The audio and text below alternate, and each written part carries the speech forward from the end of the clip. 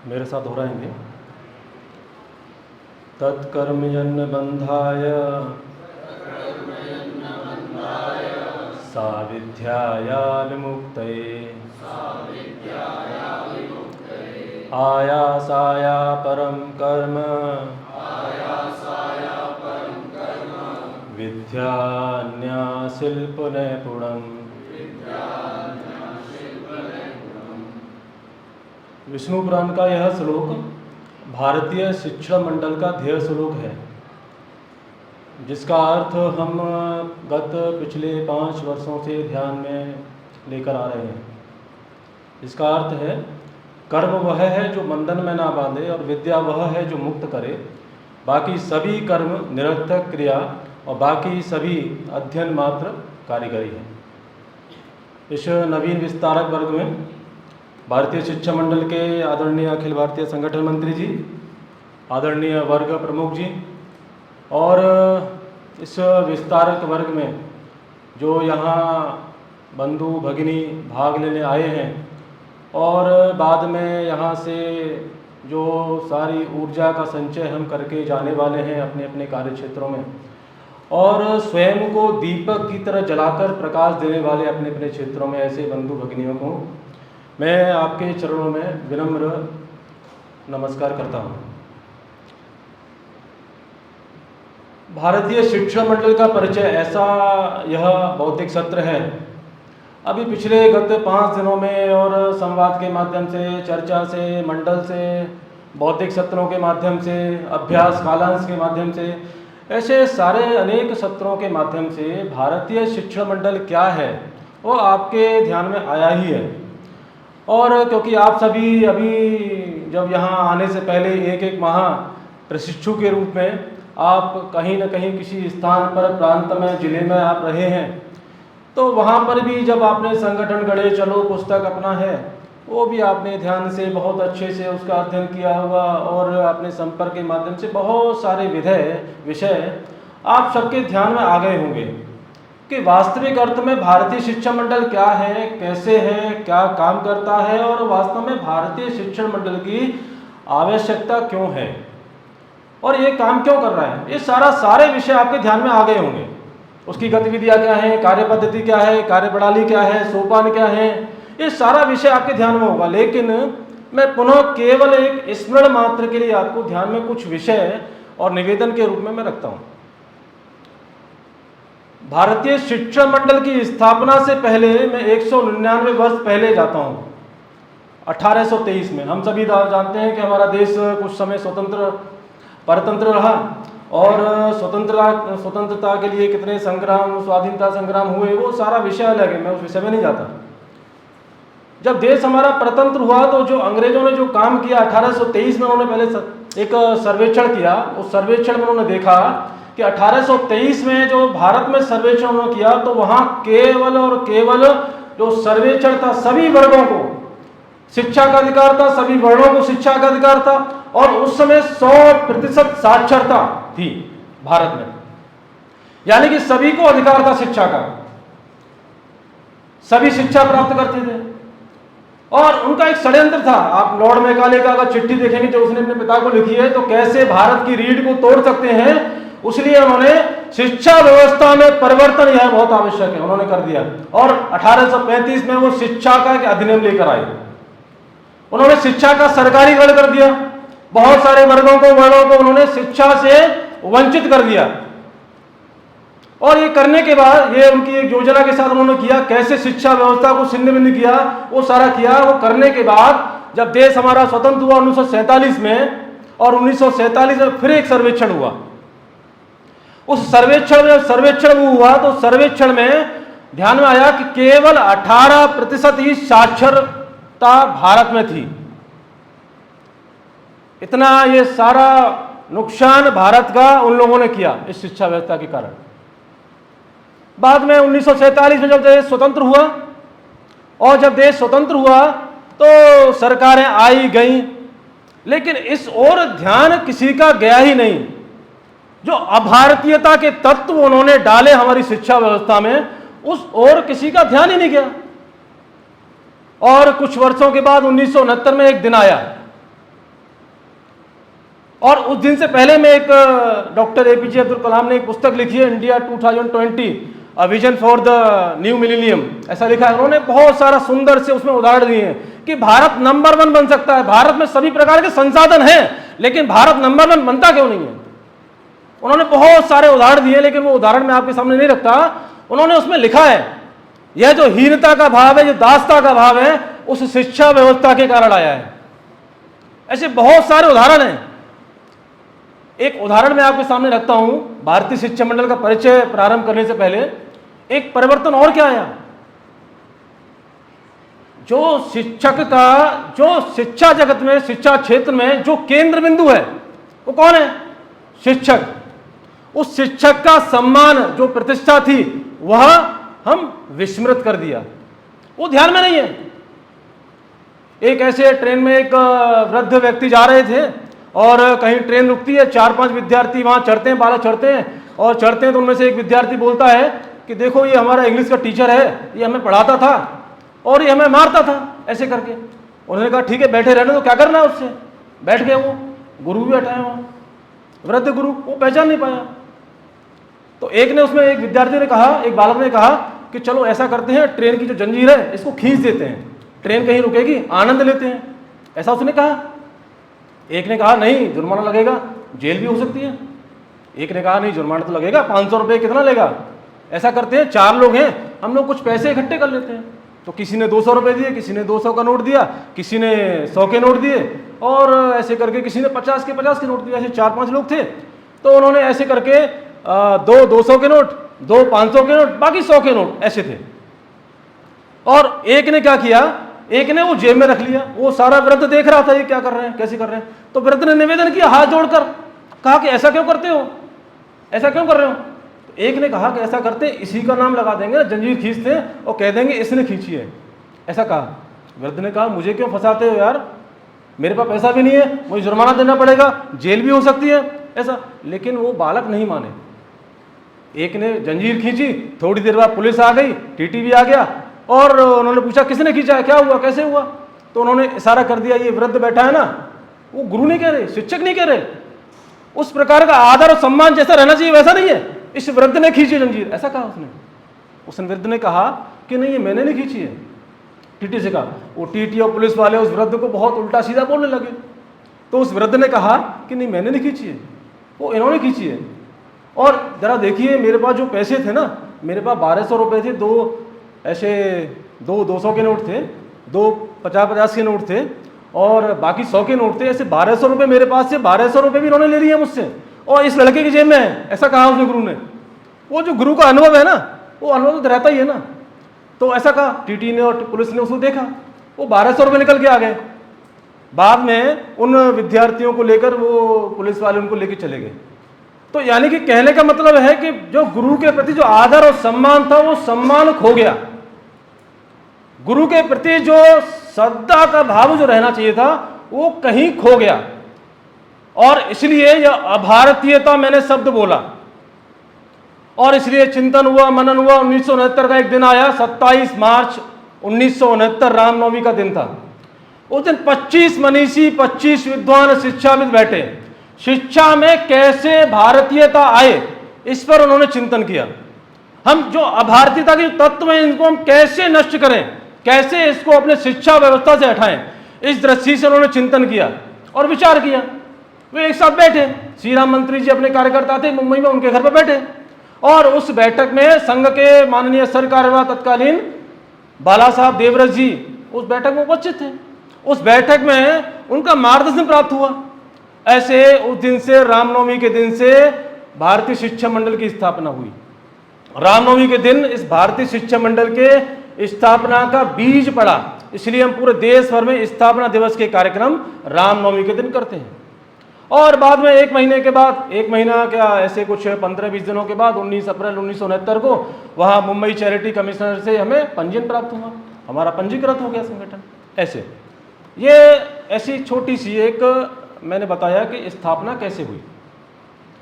मैंने जैसे बोला भारतीय शिक्षा मंडल वास्तव में है क्या, क्या काम करते हैं, तो हम बोलते हैं, बहुत हर्ष के साथ बोलते हैं, बहुत प्रसन्नता के साथ बोलते हैं कि हम भारतीयता लेकर आने वाले हैं, शिक्षा में भारतीयता, ऐसे बोलते हैं। बहुत लोग कहते हैं कि क्या भारतीयता, तो जब हम चर्चा करते हैं तो लोगों से कहते हैं भारतीयता, तो लोग कहते हैं, आरोप आपने भी सुने होंगे, अखबारों में भी आता है, टीवी में भी देखा होगा, बहुत बड़े बड़े बुद्धिजीवी, बहुत बड़े अध्ययन करने वाले ऐसे विचारवान लोग बोलते हैं ये तो संघी हैं, संघ के लोग हैं, ये भगवाकरण करने वाले लोग हैं, ऐसा बोलते हैं। भगवाकरण ऐसा आरोप लगाते हैं, ऐसा बोलते हैं। लेकिन हम क्या बोलते हैं? हम बोलते हैं भारतीयकरण, शिक्षा में भारतीयकरण हम करना चाहते हैं।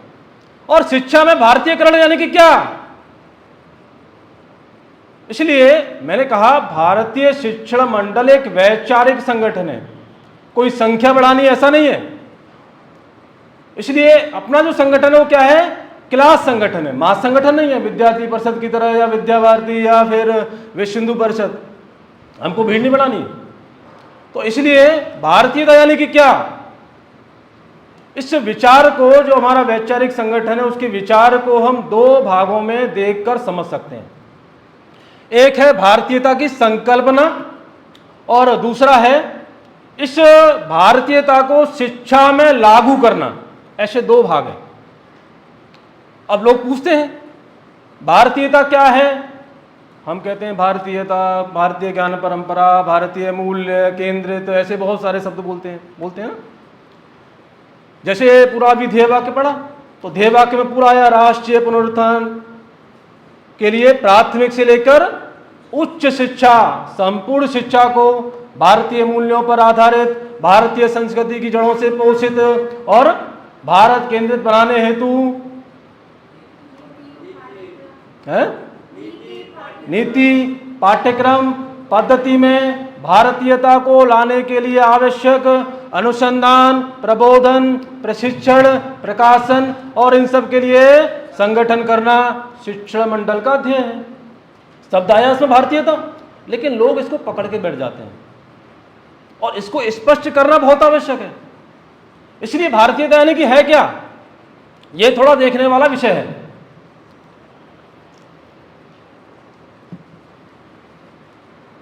तो इसलिए जो भारतीयता का मैंने बात बताया आपको, यह कुछ सिद्धांत संगठन गढ़े चलो में दिए हैं।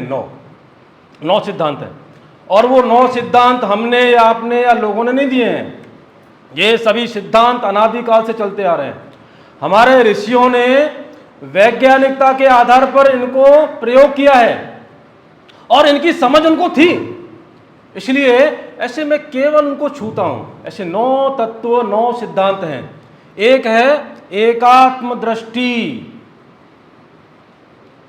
ये आज बहुत सारे विषयों में, हम बहुत सारे कार्यशालाओं में, पूरे देश भर में एक आजकल विचार चलता है, वसुधैव कुटुंबकम चलता है। वो सारा जो ये विषय है, वो विषय कहां से आया है? इसी एकात्म दृष्टि से उसका आविष्कार हुआ है। और यह जो एकत्व की जो अनुभूति है, इसी को हम आत्मीयता कहते हैं। जैसे हम कहते हैं ना, शिक्षा में भारतीयता यानी कि क्या? शिक्षा में आत्मीयता, ऐसा हम कहते हैं। तो इसलिए जैसे परिवारों में हम देखते हैं, परिवारों में और हर जगह देखते हैं, कोई सुख है, दुख है, कोई संकल्प है, कोई प्रयास है, उसके लिए क्या होते हैं? हम सभी मिलकर एकाकार होते हैं। यह है एकात्म दृष्टि, एकत्व। दूसरा है विविधता का सम्मान। हम सभी क्या, जैसे एकात्म दृष्टि का ये परिणाम ही क्या है? विविधता का सम्मान। भारत में सभी का सम्मान है। अगर हम कोई जीवंत, पूरे जगत में, पूरे पृथ्वी पर और देखते हैं, कोई 2 जीवंत वस्तुएं जो होती हैं वो एक समान नहीं होती हैं। अगर किसी पेड़ को भी देखते हैं तो पेड़ की 2 पत्तियां अगर देखेंगे वो भी एक समान नहीं होती हैं।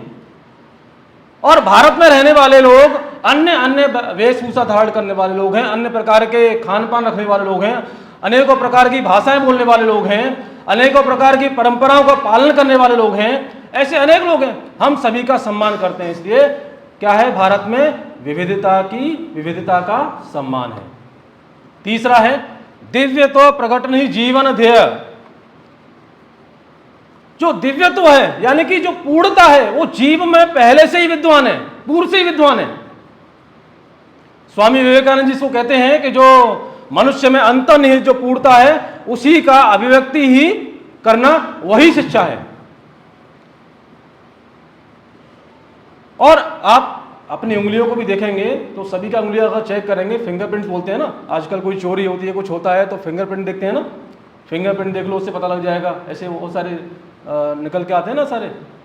तो ऐसे सभी प्रत्येक व्यक्ति मनुष्य जो पृथ्वी पर है, इस चराचर जगत में है, वो सभी असाधारण हैं, अद्वितीय हैं।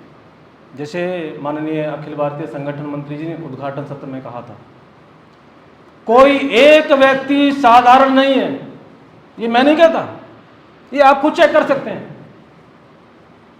जो 140 करोड़ जो लोग अपने भारत में रहते हैं उनका चेक कर लीजिए फिंगरप्रिंट, किसी का समान नहीं होगा।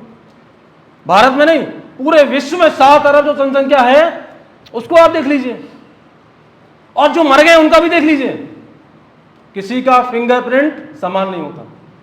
इसलिए दिव्य तो प्रकटनी, ये अपना जीवन ध्येय होना चाहिए। चौथा है ईश्वर निष्ठा, अध्यात्म। भारत का स्वभाव ही अध्यात्म है। समम सर्वेषु भूतेषु तिष्ठितम परमेश्वरम, ये गीता में श्लोक स्पष्ट करता है इसको। ये अध्यात्म बताने वाला ही भारत है, अध्यात्म को दिखाने वाला ही भारत है। ईश्वर है यह बताने वाला ही भारत है, हमारे ऋषियों ने बताया। चौथा है पांचवा है समुत्कर्ष, धर्म आधारित विकास। हमारा व्यापार जो पूरे देश भर में नहीं, पूरे विश्व में चलता था, पूरे विश्व में हम व्यापार करते थे और समृद्ध व्यापार था। हमने व्यापार के साथ साथ समृद्धता हमने स्वयं ने नहीं ली, हमने सभी को समृद्ध बनाया है, अपनी संस्कृति का वहां प्रवाहन किया है, अपनी संस्कृति को बताया है उनको। और यही जो भाव है, इस भाव को लेते हुए पूरा विश्व नहीं, पूरा भारत के लोग नहीं, केवल विश्व के कोने कोने में रहने वाले देश हमको कहते हैं, हमको बोलते हैं, हमको समझते हैं। और जापान जैसे देश में वो लोग आज भी एक कथा हमारे बारे में बोलते हैं। ऐसे बहुत सारी लोक कथाएं और कथाएं रहती हैं भारत के बारे में, और जापान में आज भी बोलते हैं। वो कथा ऐसी है, हिंदू कभी झूठ नहीं बोलता। यह समुत्कर्ष का एक आदर्श स्थिति है।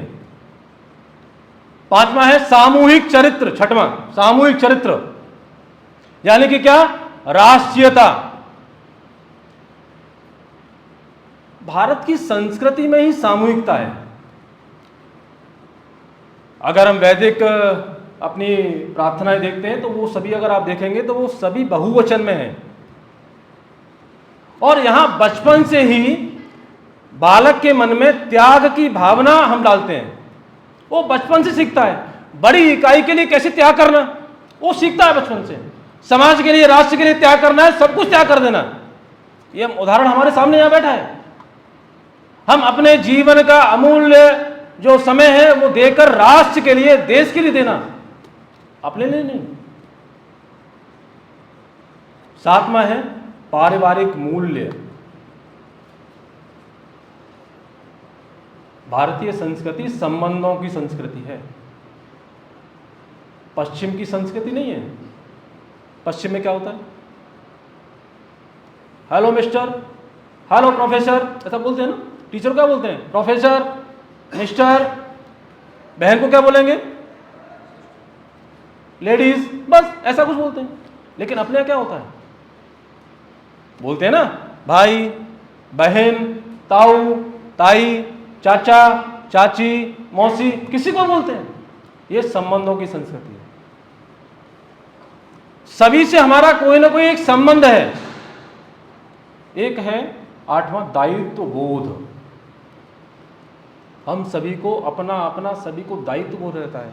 पिता को, माता को, गुरु को, शिष्य को, गुरु के प्रति क्या दायित्व है, शिष्य का गुरु के प्रति क्या दायित्व है, बालक का, विद्यार्थी का, हमारे समाज के लिए, राष्ट्र के लिए क्या दायित्व है, वो सब दायित्व हमको बोध रहता है। और अंतिम है वैचारिक जीवन दृष्टि, जिसको अभी कहा है शास्त्रीय जीवन दृष्टि। भारत की जो वैज्ञानिक जो जीवन दृष्टि है, वैज्ञानिक है पूर्णतः। चाहे वो पीपल को जल देना हो, उसके पीछे कोई वैज्ञानिकता है। चाहे तुलसी की पूजा करनी हो, तुलसी को जल देना हो, उसके पीछे भी कोई वैज्ञानिकता है। गाय को चाहे रोटी देनी हो, सुबह गाय के लिए रोटी निकालनी हो, उसके पीछे भी वैज्ञानिकता है। और जब सूर्य उगता है, जब सूर्य डूबता है, तो जब इसका जो बीच का जो कालखंड जो समय होता है उसको हम बोलते हैं संधि काल। उस समय अगर देखते हैं तो ध्यान में आता है कि, और बोलते हैं कि सुबह के समय अध्ययन करना चाहिए, व्यायाम करना चाहिए उस समय, और शाम को भी कुछ रहता है संधि काल में। संधि काल में क्या कुछ काम करने के नहीं है, वो भी नहीं करने चाहिए। कौन से होते हैं? बाल नहीं कटवाना, नाखून नहीं काटना, ऐसे रहते हैं ना। इन सब के पीछे वैज्ञानिकता है। ऐसे विषय बहुत सारे, ये जो विषय हैं 9 के 9 जो तत्व हैं, सिद्धांत हैं, इस पर एक एक दिन से अधिक चर्चा हम लोग कर सकते हैं। तो ये 9 सिद्धांत जब जीवन के शिक्षा के उद्देश्य में, नीति में, पद्धति में और पाठ्यक्रम में जब परिलक्षित हो जाते हैं, वही भारतीयता हो जाती है। और इसके माध्यम से जिस प्रकार का युवा विद्यार्थी हमको चाहिए वो बन जाता है। विद्यार्थी कैसा? कर्तव्य परायणता जिसमें हो, सत्यनिष्ठा जिसमें हो, विश्व बंधुत्व की बात वो करता हो, ऐसे बहुत सारे जो गुण हैं वो आने चाहिए, वो इसके माध्यम से आ जाते हैं। ये मैंने कुछ भारतीयता के कुछ तत्वों को छुआ है आपके सामने। अभी कुछ सोपान हैं, जैसे आपने देखा ध्येय वाक्य में आपने पढ़ा, अनुसंधान, प्रबोधन, प्रशिक्षण, प्रकाशन और इस सब के लिए क्या करना? संगठन करना। अनुसंधान, ये 5 हमारे सोपान हैं। पहले हम इनको स्तंभ बोलते थे, कभी आयाम बोलते थे, अभी हम क्या बोलते हैं? इनको सोपान। सोपान क्यों?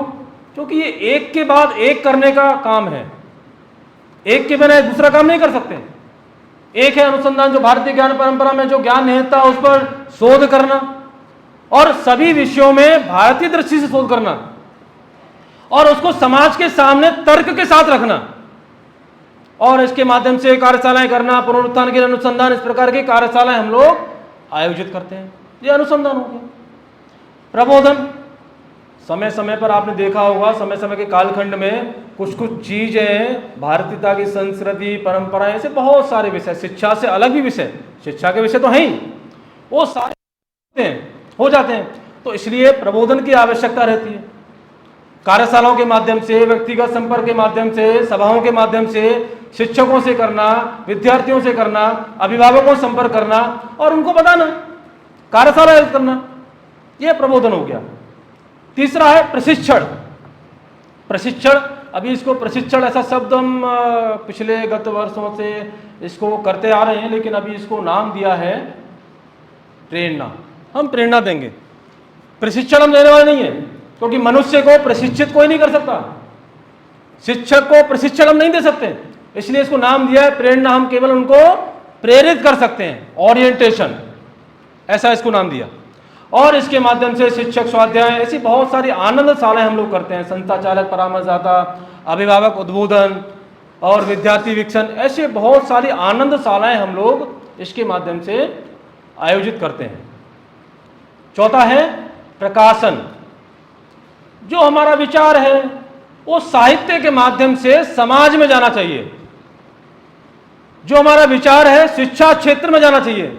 ऐसे अनेकों शिक्षाविदों के जो विचार हैं वो साहित्य के माध्यम से आने वाली पीढ़ी को जाने चाहिए। उसके लिए पत्रिकाओं का प्रकाशन करना, पुस्तकों का प्रकाशन करना, ग्रंथों का प्रकाशन करना, और जो भारतीय ज्ञान परंपरा में जो ज्ञान है उसको भी तर्क के साथ रखना, ऐसे हम प्रकाशन के माध्यम से करते हैं। एक है अनुसंधान, प्रबोधन, प्रशिक्षण और प्रकाशन। इस सब के लिए संगठन करना। ऐसे जो शिक्षा में रुचि रखने वाले ऐसे लोग हैं, कुछ शिक्षक भी होते हैं, कुछ व्यवसाय भी रहते हैं, कुछ युवा भी रहते हैं, कुछ कोई एडवोकेट भी हो सकते हैं, कोई सीए भी हो सकते हैं। केवल शिक्षकों को जोड़ना है ऐसा भी नहीं है। जिसकी शिक्षा में रुचि है सभी को जोड़ना, और इसके माध्यम से मंडल चलाना, अपना जो कार्य पद्धति है उसको करना, अध्ययन समूह चलाना, गतिविधियों का सारा काम करना, वो सारा काम करना। ये मैंने कुछ ये अपना सोपान बताया। अभी भारतीय शिक्षा मंडल में जब हम कार्य करते हैं तो एक हमारी कार्य पद्धति है, वो क्या है? केवल मंडल, क्योंकि आपका पिछले 1 माह का पूरा अनुभव है और अभी आपका यहाँ का अनुभव है। संगठन गढ़े, चलो पढ़ा है आपने। केवल मंडल है कार्य पद्धति, संपर्क और है 2+2+2+2, ठीक। और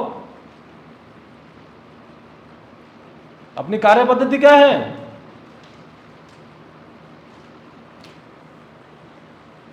एक मंडल, दूसरा अध्ययन समूह। ध्यान में है नहीं है? जितना हमारी कार्य पद्धति मजबूत होगी उतना हमारा संगठन सुदृढ़ होगा। इसलिए एक है, क्या है बोलिए ना, मंडल, दूसरा अध्ययन समूह।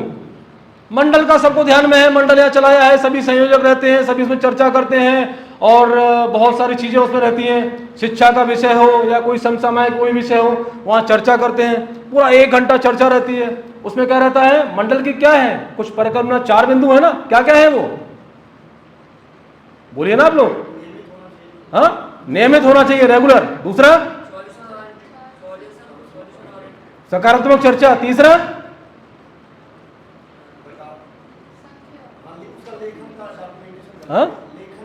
हाँ, जो चर्चा हम वहां कर रहे हैं उसका सारा डॉक्यूमेंटेशन करना चाहिए और उस डॉक्यूमेंटेशन के माध्यम से बाद में क्या करना चाहिए? हाँ, प्रकाशन करना चाहिए। लेखों का प्रकाशन, लेखों के माध्यम से जब लेख हमारे पास इकट्ठे हो जाते हैं तो क्या करना चाहिए? पुस्तकों का प्रकाशन। ये मंडल जो है, जितना मंडल सुदृढ़ होगा ना उतना हमारा संगठन जिले में, प्रांत में, विभाग में और जहाँ जहाँ विश्वविद्यालय में जहाँ रहता है वो सुदृढ़ होगा। इसलिए बोलते हैं ना, संघ में शाखा, आप किस संघ के, आप किस शाखा के स्वयंसेवक हैं, पूछते हैं ना, पूछते हैं ना। यहाँ क्या पूछते हैं? आप किस मंडल के सदस्य हैं, आप किस मंडल को चलाते हैं, ऐसा पूछेंगे। पूछते भी है, पूछेंगे भी। इसलिए प्रत्येक कार्यकर्ता को किसी न किसी मंडल का सदस्य होना यह आवश्यक है और उस मंडल के माध्यम से जो व्यक्तित्व विकास जो होता है वो वास्तव में बहुत शुद्ध और बहुत परिपूर्ण और ऊंचा लेवल का होता है। उसके माध्यम से अच्छा लेखक बनता है, उसके माध्यम से विषय रखने वाला बनता है। इसलिए अच्छा वक्ता वह सदस्य बन सकता है, किसी भी विषय की जानकारी वह अपने पास एकत्रित कर सकता है। ऐसे बहुत सारे विषय उस मंडल के माध्यम से आते हैं। दूसरा है अध्ययन समूह। अध्ययन समूह यानी कि क्या? अध्ययन समूह के माध्यम से जो हमारा, जैसे हमारे रिटायर्ड प्रोफेसर हैं, सेवानिवृत्त प्रोफेसर हैं, ऐसा नहीं, केवल जो विषय विशेषज्ञ हैं, अलग अलग विषयों के जो विषय विशेषज्ञ हैं उनके छोटे छोटे समूह बनाना, 4 लोगों का, 5 लोगों का, 7 लोगों का, और किसी एक विषय को देकर, चाहे वो कोई विषय हो, इतिहास का विषय हो, भूगोल का विषय हो, अंग्रेजी का विषय हो, या मैथमेटिक्स का विषय हो, या कोई हिंदी का विषय हो, उसमें पाठ्यक्रम में जो विषय हमारा आना चाहिए, भारतीय दृष्टि जो आना चाहिए, भारतीय दृष्टि पर आधारित पाठ्यक्रम होना चाहिए, उसलिए वो अध्ययन समूह रहता है। और जो जिस प्रकार का पाठ्यक्रम हम चाहते हैं उस प्रकार का पाठ्यक्रम उन अध्ययन समूह के माध्यम से हम निकाल कर लेकर आते हैं। और इसलिए जो अध्ययन समूह है वो बहुत विचार से करने वाला काम है, बहुत अध्ययन से करने वाला काम है। और जो अध्ययन हमने किया है, अध्ययन जो 4-5 लोग उसको कर रहे हैं, उसको शोध करना, रिसर्च करना, और वो करने के बाद वो जो सारा जो किया है, जो पाठ्यक्रम निर्माण की जो प्रक्रिया हमने प्रारंभ की है, वो जो पाठ्यक्रम है, केवल हमने पाठ्यक्रम दे दिया, केवल ऐसा नहीं है। हमने किसी का रिसोर्स ले, वहां से कहीं से सोर्स ले लिया, कहीं से पुस्तक पढ़ ली, कहीं से कुछ कर लिया, ऐसा भी नहीं है। उसका तर्क के साथ देना, उसका तर्क देना, क्योंकि बहुत सारे विषय हैं, जैसे हम सोशल स्टडी और वगैरह हम पढ़ते हैं, हम लोग पॉलिटिकल साइंस पढ़ते हैं, तो वहाँ आजकल हम अभी भी वहाँ बाहर के लोगों को पढ़ते हैं, अपने लोगों को नहीं पढ़ते हैं। उनको तर्क के साथ देना, ऐसा। ये दो अपनी मंडल और अध्ययन समूह जितना हमारा मजबूत होगा उतना हमारा कार्य सुदृढ़ होगा। अभी भारतीय शिक्षा मंडल ने कुछ गतिविधियां प्रारंभ की हैं। कितनी गतिविधियां हैं बताइए ना, संख्या पूछ रहा हूं, केवल नाम नहीं पूछ रहा।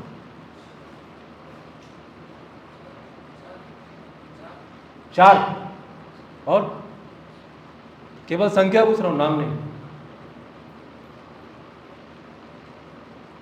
7 गतिविधियां हैं, ठीक है। एक है गतिविधि, दूसरा है कार्य विभाग। गतिविधि कितनी है? 7। कार्य विभाग कितने हैं? बोलिए ना, 5। तो गतिविधियों का काम क्या है?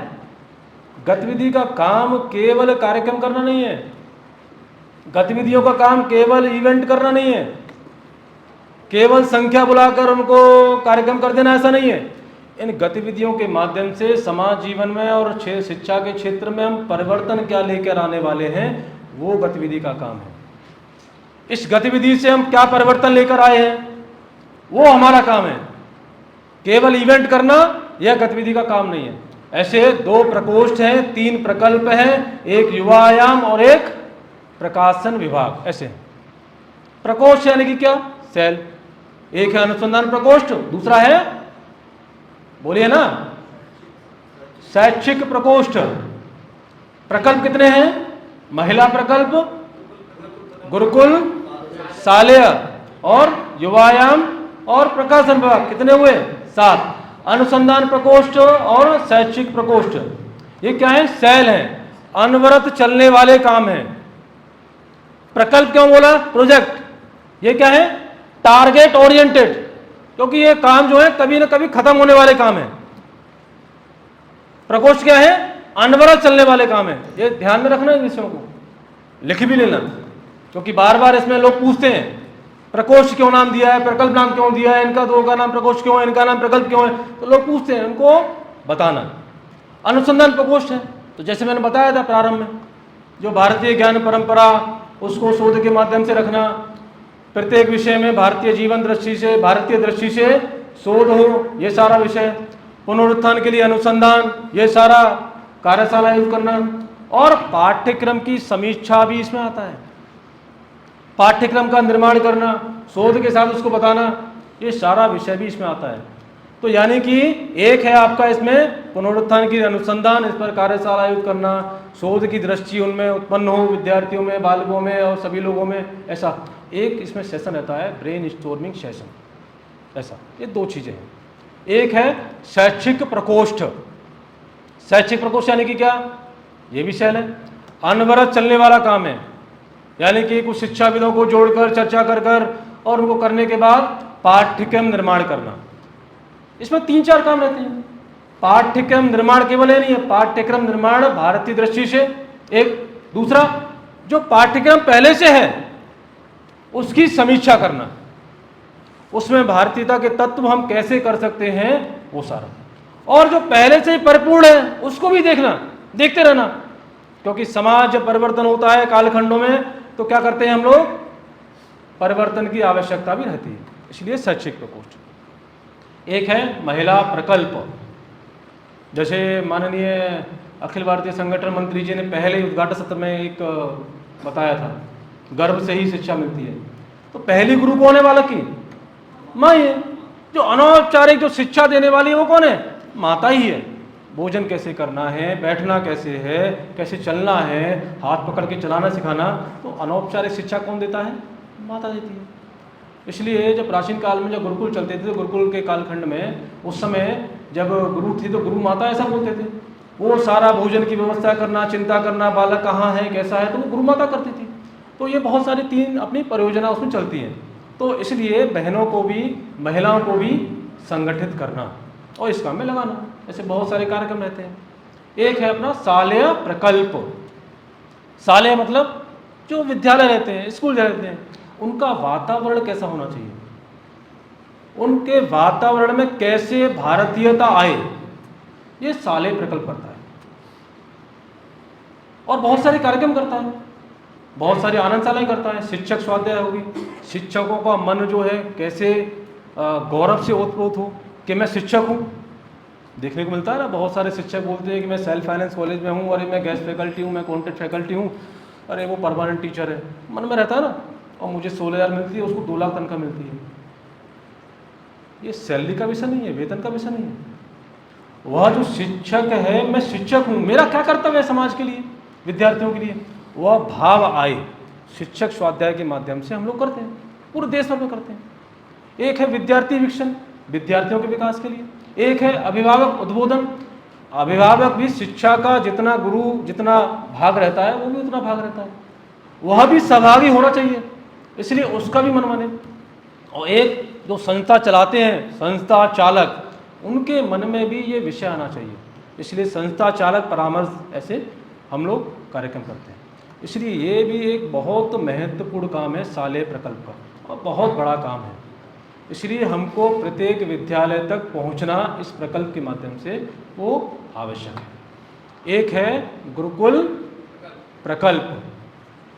हम सदा से देखते आ रहे हैं कि जब 1823 से मैंने शुरुआत किया था उस समय 7 लाख से अधिक गुरुकुल चलते थे, घर घर में गांव-गांव में गुरुकुल चलते थे, और वहाँ सरकार से अनुमति लेनी ऐसा नहीं था, और समाज पोषित गुरुकुल चलते थे ऐसा। तो जो आदर्श जो स्थिति थी, जो शिक्षा व्यवस्था थी, वो गुरुकुल व्यवस्था ही थी। उस गुरुकुल व्यवस्था को पुनः स्थापित करना, मैं ऐसा नहीं बोल रहा गुरुकुल व्यवस्था को पुनः स्थापित करना, ऐसा है क्या?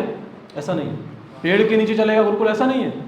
जो युगानुकूल जो चल रहे हैं आजकल, उनको उनकी जो पद्धति थी, जो मैथोलॉजी थी, उसको पुनः उसमें हम कैसे अंदर लेके जा सकते हैं उन विद्यालयों में, महाविद्यालयों में, विश्वविद्यालयों में, उस पद्धति को, ये गुरुकुल प्रकल्प। इसके माध्यम से गुरुकुल प्रकल्प पर चर्चा करने के लिए 3 से 4 दिन लग सकते हैं, इतना बड़ा ये प्रकल्प है।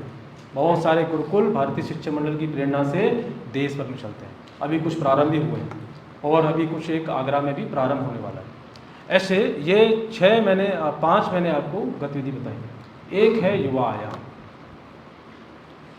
युवा आयाम ऐसा बोलते हैं कि ये भारतीय शिक्षा मंडल का भविष्य है, ऐसा हम लोग चर्चा करते हैं, क्योंकि भारतीय शिक्षा मंडल एक शैक्षिक और वैचारिक संगठन है।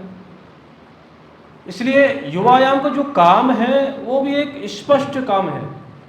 यहाँ थोड़ा समझना पड़ेगा, क्योंकि हम सभी युवा हैं, और हम जब कार्य क्षेत्रों में जाएंगे तो वहाँ लोग हमसे प्रश्न करते हैं कि पहले से ही अखिल भारतीय विद्यार्थी परिषद ऐसा संगठन है, या अन्य भी संगठन है, संघ में भी काम रहता है विद्यार्थियों का, सुना ही होगा आपने, तो फिर से क्यों आप इसको लेके क्यों आ गए युवा आयाम को लेकर? तो इनको स्पष्ट करना पड़ेगा, युवा आयाम के द्वारा हम किसी काम का दोहराव नहीं कर रहे। हमारा जो एक स्पष्ट काम है, जो शैक्षिक संगठन और वैचारिक संगठन, इसलिए हमको संख्या भी जुटानी नहीं है युवा आयाम के माध्यम से। किसी एक महाविद्यालय में, विश्वविद्यालय में अगर एक आप कार्यक्रम करते हैं, वहाँ 500 संख्या रहती है या 100 संख्या रहती है, उसमें से केवल आपको 1 या 2 विद्यार्थी मिल जाते हैं, तो अपना काम होता है। अभी हम पिछले जब युवा आयाम का जब हम काम देख रहे थे, तो उस समय हम बात करते थे कि बौद्धिक योद्धाओं का निर्माण करना, ऐसा युवा आयाम का उद्देश्य है। बौद्धिक योद्धा यानी क्या? इंटेलेक्चुअल, जो राष्ट्र भाव से प्रेरित हो, तर्कपूर्ण विमर्श करने का, तर्कपूर्ण विमर्श के साथ शोध करने में समर्थ हो, सक्षम हो, अच्छा लेखन, अच्छा विवेचन करने में समर्थ हो। ऐसा हम लोग कुछ सोच के कुछ काम किया था, कुछ उसके इवेंट थे। लेकिन अभी एक अपनी अखिल भारतीय बैठक हुई युवा आयाम की, अभी 2 तारीख को यहीं बैठक हुई थी, जिसमें माननीय अखिल भारतीय संगठन मंत्री जी को हम सभी को मार्गदर्शन प्राप्त हुआ। उस बैठक में हमने कुछ एक नई योजना बनाई है युवा आयाम की, वो अभी चर्चा के बाद उसको करेंगे, लेकिन आपको ध्यान के लिए केवल बताता हूँ। शरीर, मन, बुद्धि, विवेक, भावना, ये 5 तत्व हमने लिए हैं। युवा कैसा होना चाहिए? युवा सशक्त होना चाहिए, साहसी होना चाहिए, दुस्साहस नहीं होना चाहिए, उसमें साहस होना चाहिए। अपनी बात को साहस के साथ वो रख सके, संवेदनशील होना चाहिए, सृजन कर सके, ऐसा युवा होना चाहिए। वैचारिक प्रबुद्धता उसमें हो, राष्ट्र भाव से ओतप्रोत हो, ओतप्रोत, राष्ट्र भाव नहीं, ओतप्रोत, उसमें डूबा हुआ, ऐसा युवा होना चाहिए।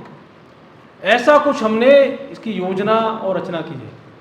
तो केवल बौद्धिक योद्धा निर्माण करना ऐसा विषय नहीं है, पूरा उसका युवा का जो निर्माण रहना चाहिए, उस प्रकार से निर्माण ये हम युवा आयाम के माध्यम से करने का प्रयास करेंगे। एक है प्रकाशन विभाग, जैसा कि मैंने प्रारंभ में बताया था प्रकाशन विभाग के बारे में, और आप सबके ध्यान में ही होगा। प्रकाशन विभाग के माध्यम से क्या करते हैं? जो हमारा साहित्य है, साहित्य के माध्यम से अपने विचार को समाज के सामने रखना, ग्रंथों के माध्यम से, पुस्तकों के माध्यम से, त्रैमासिक, द्वैमासिक, साप्ताहिक जो मंडल में चलते हैं विषय, उनके माध्यम से, या जो हमारा विचार है, जो हमारा भारतीयता के जो तत्व हैं, या जो हमारे चर्चा के माध्यम से मंडल से जो आए हैं, उनको पत्रिकाओं के माध्यम से प्रकाशित करके समाज के सामने ले जाना, ये सारा विषय। और उसकी विक्रय की भी सारी व्यवस्था करना, कार्यालय में रखने की व्यवस्था करना, लाइब्रेरी की व्यवस्था करना, ये प्रकाशन का सारा विषय आपके ध्यान में आया ही था, इसलिए ज़्यादा चर्चा नहीं करता हूँ। और अपने कुछ है कार्य विभाग, 5 अपने कार्य विभाग हैं जो दिखते नहीं हैं लेकिन होते हैं।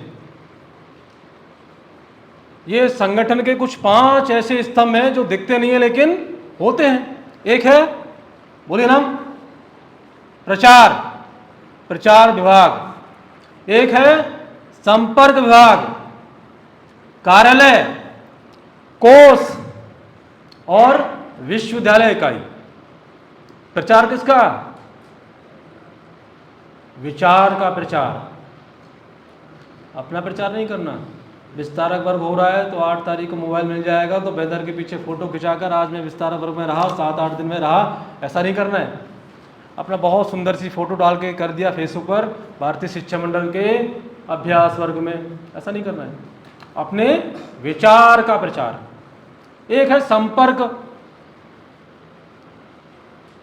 ऐसे प्रख्यात जो शिक्षाविद हैं, कुलपति हैं, उनसे संपर्क स्थापित करना, वो संपर्क विभाग करता है। जो बड़े बड़े संस्था चालक हैं उनसे संपर्क सभी से रखना, संपर्क कार्यकर्ताओं से भी रखना। क्योंकि कभी कभी ध्यान में आता है कि जब हम संपर्क करने जाते हैं लेकिन अपने कार्यकर्ताओं से संपर्क नहीं हो पाता है। जिले के कार्यकर्ता हैं, संपर्क नहीं है, प्रांत के कार्यकर्ता हैं, संपर्क नहीं है। तो केवल कांटेक्ट नहीं करना है, उनसे कनेक्शन भी रखना है, जुड़ाव भी रखना है। एक बार स्वामी विवेकानंद जी न्यूयॉर्क में कोई भाषण दे रहे थे तो एक बहुत बड़ा एक पत्रकार आया, बहुत बड़ा न्यूयॉर्क का पत्रकार था। उसने पूछा कि स्वामी जी आपने ये कांटेक्ट और कनेक्शन की 2 बातें बताई हैं, वो मेरे समझ में तो आया नहीं, ये एक ही बात है, आपने क्या बता दिया इसमें? तो उसने कहा कि आप न्यूयॉर्क के हैं ना?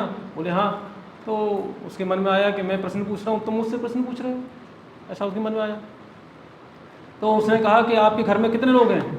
बोले कि मेरे घर में मेरी माता है, पिताजी मेरे स्वर्गवास हो गया, और 3 भाई हैं, उनकी पत्नियाँ वगैरह सारा सब लोग हैं। तो बोले कि आप भाई साथ में रहते हैं? बोले हाँ साथ में रहते हैं। तो आपने पिताजी के साथ भोजन कब से नहीं किया है? तो उसने सोचा, उसने कहा लगभग 3 महीने से मैंने भोजन नहीं किया होगा।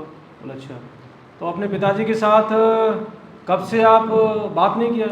बोले लगभग 1 महीना हो गया होगा। बोले अच्छा। आपके जो भाई हैं वो बाहर रहते हैं तो आपने उनसे कब से बात नहीं किया है?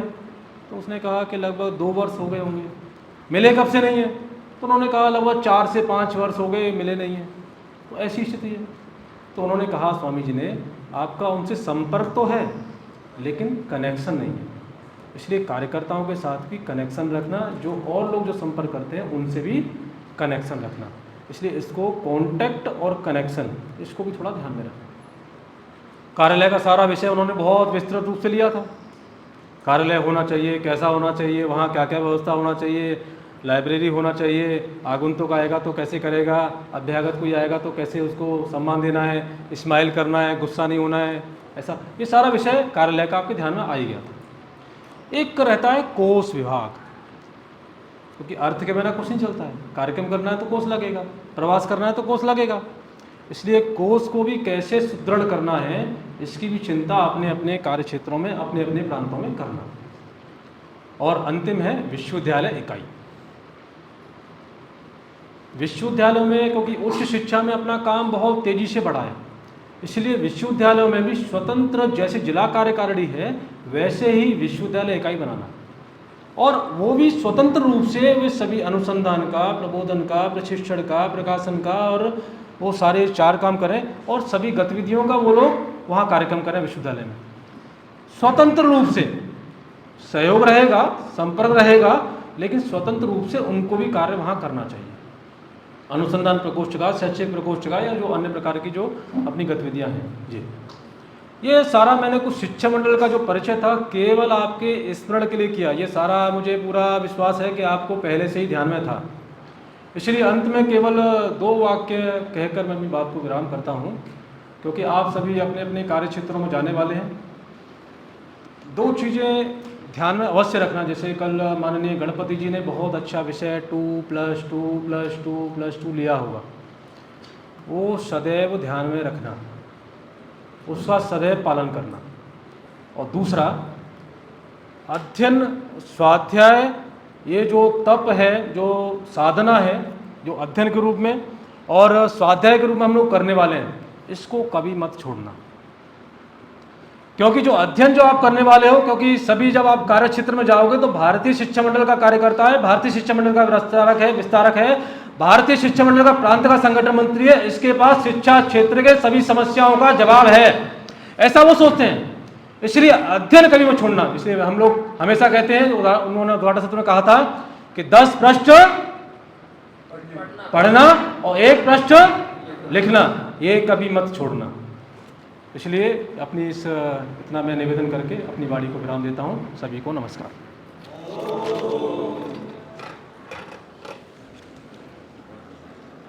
ज़्यादा समय ले लिया, पूरा ही है 1 घंटे में।